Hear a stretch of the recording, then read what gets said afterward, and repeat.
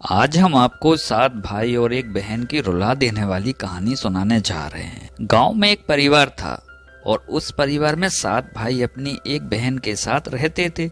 उनके माता पिता नहीं थे। ये सातों भाई उस गांव में अपनी बहन के साथ बड़े प्रेम से रहते थे। सातों भाई जंगल में जाकर जंगली जानवरों का शिकार करते थे और शिकार करके जब घर लौटते तो बहन उन जानवरों को काटकर उनके मांस को पकाती थी और सभी मिलकर बड़े प्रेम से भोजन किया करते थे। ऐसे ही दिन गुजर रहे थे। एक दिन सातों भाई जंगल में शिकार करने के लिए निकले थे। शाम होने वाली थी और बहन अपने सातों भाइयों के लिए खाना पका रही थी। जब वो चाकू से सब्जियों को काट रही थी तभी चाकू से एक उंगली कट गई। कटे हुए उंगली से खून बहने लगा। अब बहन सोचने लगी यदि उनके भाइयों ने उसकी कटी उंगली देखी तो वो काफी दुखी हो जाएंगे। इसलिए उसने सोचा कि अपने भाइयों को इसके बारे में नहीं बताना चाहिए और उनसे यह बात छिपाकर रखना चाहिए।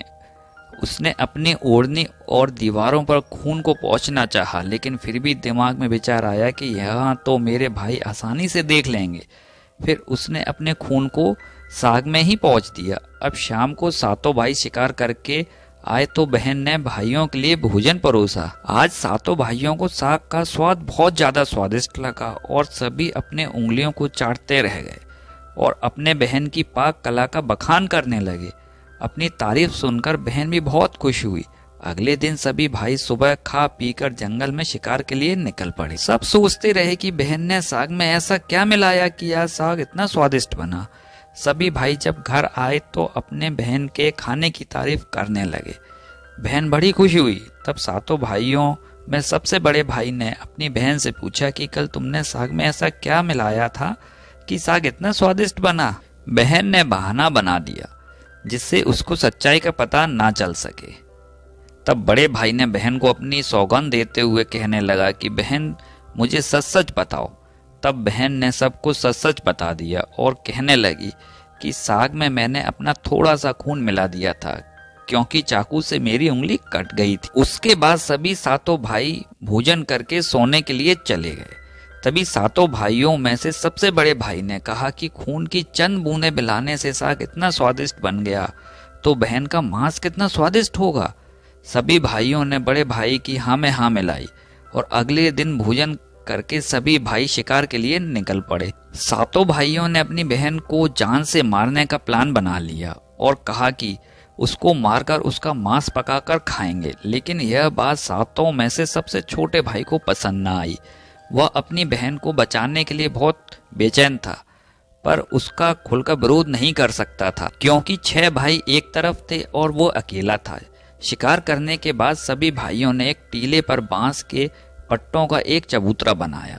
उनकी योजना यह थी कि वह बहन को फैला फुसलाकर यहाँ पर लाएंगे और तीर मारकर अपनी बहन की हत्या कर देंगे, उसका स्वादिष्ट मांस खाएंगे। अगले दिन बड़े भाई ने अपनी बहन से कहा कि बहन अब तुम विवाह योग्य हो चुकी हो और हमने तुम्हारे लिए एक योग्य वर की तलाश की है, अतः तुम सज सवर कर हमारे साथ चलो। बहन अपने भाई की बात सुनकर बड़ी खुश हुई और तैयार होकर गई।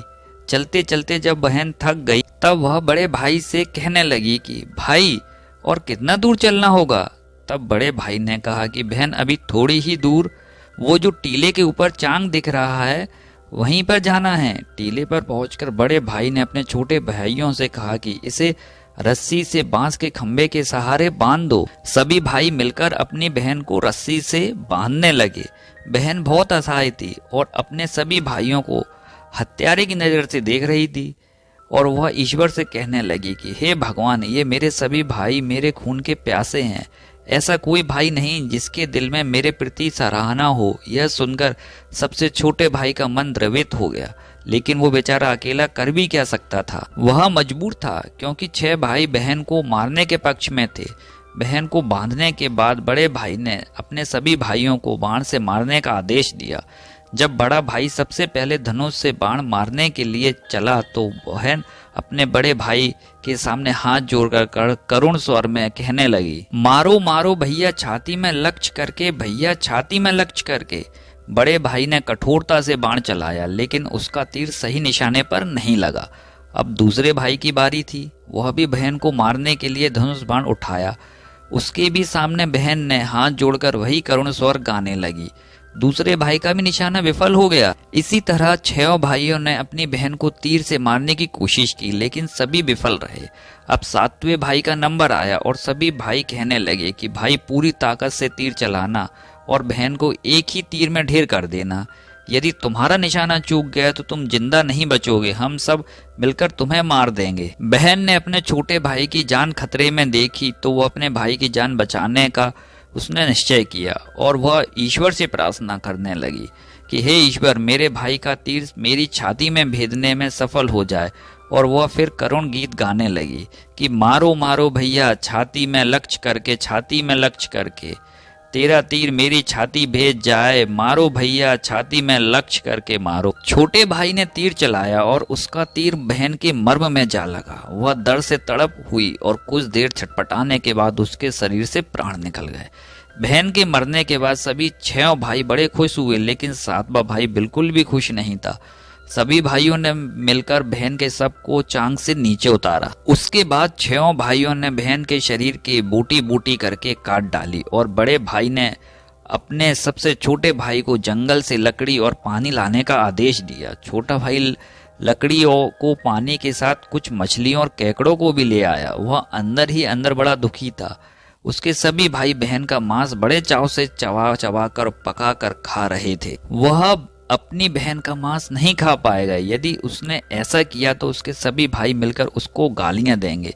उसने मांस पकाते समय चुपके से केकड़े का मांस आग में डाल दिया और अपने खाने का जुगाड़ कर लिया। चावल और मांस तैयार हो गया था। जमीन पर केले के पत्ते बिछाकर उसमें सबके लिए खाना परोसा गया। छोटे भाई ने बैठने से पहले अपने स्थान पर एक छोटा सा गड्ढा खोद लिया था। उसने केले के पत्ते में परोसे गए बहन के मांस को उस गड्ढे में डाल दिया तथा मछली और भात खाने लगा। बाकी 6 भाई अपने बहन की हड्डियां चबाने लगे तो छोटा भाई केकड़ा चबाने लगा। भोजन करने के बाद बड़े भाई के कहने पर छोटे भाई ने सबका बचा हुआ जूठा साफ करने को कहा कि बहन बची हुई हड्डियों को उसके अन्य भाग जैसे कि सिर, नाखून, पंजे सबको इकट्ठा करके उसी गड्ढे में डाल दिया और ऊपर से मिट्टी डाल दी। कुछ समय पश्चात उसी स्थान पर बांस का एक पौधा उगाया। धीरे धीरे उस स्थान पर बांसों का एक झुरमुट बन गया। एक बार उसी स्थान पर एक संत आए और उसी बांस के झुरमुट तले छुपकर मल त्याग करने लगे। उसी समय आकाशवाणी हुई कि संत दुर्गंध आ रही है, संत दुर्गंध आ रही है। बार बार यही आकाशवाणी हो रही थी तो संत ने झटपट उस स्थान को साफ कर दिया और उन्होंने झुरमुट में से एक बांस काट लिया और उसकी बांसुरी बना ली और उस बांसुरी को बजाकर लोगों के घर भिक्षा मांगने जाया करते थे और बदले में बहुत सारा उपदेश देते थे। एक दिन की बात है कि संत उसी गांव में उसी बड़े भाई के द्वार पर चला गया। तब 6 भाई का विवाह हो चुका था और 7वें भाई का विवाह अभी नहीं हुआ था और वह अकेला और अलग रहता था। संत ने बड़े भाई के आंगन में कदम रखा। उसी समय बांसुरी बोल उठेगी, नहीं बजो रे बांसुरी, यही है दुश्मन सबसे बड़ा, बड़े भाई के घर नहीं बजो रे बांसुरी, दया प्रेम सब छोड़कर रिश्तों में यही दाग लगाया है। नहीं बजो रे बांसुरी, यही दुश्मन है सबसे बड़ा, बड़े भाई के घर नहीं बज रे बांसुरी। योगी के बांसुरी से बार बार यही आवाज निकल रही थी, जिसको सुनकर बड़े भाई के पसीने आने लगे। उसने अपनी पत्नी से योगी को तुरंत भिक्षा देकर विदा करने को कहा। ऐसे करके संत सभी 6 भाइयों के पास गए। सभी के सामने यही बांसुरी वही गीत गाने लगी। सभी भाइयों ने अपनी पत्नी से भिक्षा दिलवाकर उस संत को अपने द्वार से विदा कर दी। उसके बाद संत सबसे छोटे भाई के द्वार पर पहुंचते हैं। वह अकेला रहता था और सबसे अलग हो गया था। जैसे संत 7वें भाई के द्वार पर पहुंचते हैं वैसे ही बांसुरी बोल उठी, बाजो रे बांसुरी, मेरे सबसे छोटे भाई के घर मन की बात मन में छुपाकर युग युग में रखा है। अंतर में बाजो रे बांसुरी, यही मेरे सबसे प्यारे भाई का घर है। योगी के बांसुरी से यह प्यारा संगीत सुनकर छोटे भाई ने उस संत का अपने घर में स्वागत किया और संत को बैठने को कहा। संत को जलपान करवाया तो छोटे भाई ने बांसुरी के बारे में योगी से पूछा तो संत ने सब कुछ कहकर सुनाया कि उसने कैसे बांस को काटकर बांसुरी बनाई है और कैसे आकाशवाणी हुई थी। छोटे भाई ने संत से विनती की कि वह इस बांसुरी को मुझे दे दे। यह सुनकर संत ने उसे बांसुरी सौंप दी। संत के चले जाने पर छोटे भाई ने बांसुरी को अपने सिरहाने पर धूप दीप जलाकर बड़े सम्मान के साथ रख दिया। कुछ समय बाद छोटे भाई के घर में परिवर्तन दिखाई देने लगा। जब वह काम से घर लौटकर आता तो अपना घर साफ सुथरा पाता। जब रोज रोज उसकी गैर मौजूदगी में उसके घर की सफाई होने लगी तो वह अपने भाइयों से जाकर पूछने लगा कि हमारी गैर मौजूदगी में क्या आप लोग हमारे घर की सफाई करते हैं? तो सभी ने कहा, हमें अपने काम से फुर्सत ही नहीं मिलती, हम तुम्हारे घर पर सफाई करने के लिए क्यों आएंगे? यह सुनकर छोटे भाई ने निश्चय किया कि वह आज छुपकर देखेगा कि उसकी गैर मौजूदगी में उसके घर की सफाई कौन करता है। इसलिए छोटा भाई काम पर नहीं गया और घर में छुपकर देखने लगा। घर सुनसान होने पर जिस स्थान पर उसकी बांसुरी स्थापित की थी, उसी बांसुरी में से एक बहन की शक्ल की एक लड़की निकलती है। उसके घर का सारा काम करके उसी बांसुरी में समा जाती है। यह सब देखकर छोटे भाई को अपनी आंखों पर विश्वास ही नहीं हुआ। उसके बाद उसने यह बात अपनी बड़ी भाभी को बताई। जो बड़ी भाभी ने अपने छोटे देवर को समझाया कि जैसे ही लड़की बांसुरी से बाहर निकले तुम उस बांसुरी को आग के हवाले कर देना। उसके बाद उस पर तुलसी जल छिड़क देना कि देखना कि क्या होता है। छोटे भाई ने अपनी बड़ी भाभी के कहे मुताबिक सारा काम किया। वह बांसुरी से लड़की के निकलते ही बांसुरी को आग के हवाले कर दिया और लड़की पर तुलसी जल छिड़क दिया। लड़की जल के स्पर्श से वह लड़की मानव रूप में आ गई। भाई ने देखा तो वह उसकी छोटी प्यारी बहन है। उसने अपनी बहन को गले से लगाया। उसके बाद दोनों भाई बहन बड़े प्रेम से रहने लगे। बहन ने भाई को और भाई ने बहन को अपना लिया और दोनों उसी घर में प्रेम पूर्वक रहने लगे। चैनल को अभी तक सब्सक्राइब ना किया हो तो चैनल को सब्सक्राइब करें, बेल आइकन दबाएं, कमेंट करें, लाइक करें। तो मिलते हैं आने वाली नेक्स्ट कहानी में।